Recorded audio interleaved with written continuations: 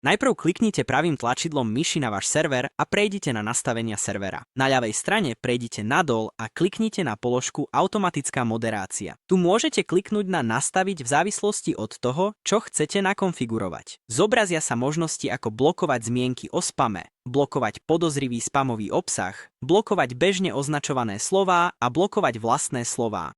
Kliknite na možnosť Nastaviť pre pravidlo, ktoré chcete povoliť. Odtiaľ môžete nakonfigurovať limity, ako napríklad počet jedinečných zmienok. Vyberte odpoveď, napríklad odoslanie upozornenia a zvoľte kanál, kde sa bude moderovanie uplatňovať. Môžete tiež povoliť určitým rolám, napríklad administrátorom, obísť pravidlá alebo určiť kanály, kde budú tieto pravidlá povolené alebo ignorované.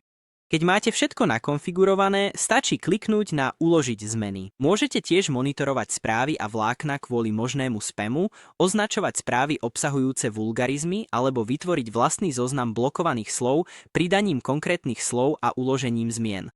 A to je všetko. Vaša automatická moderácia na Discorde je teraz pripravená chrániť váš server.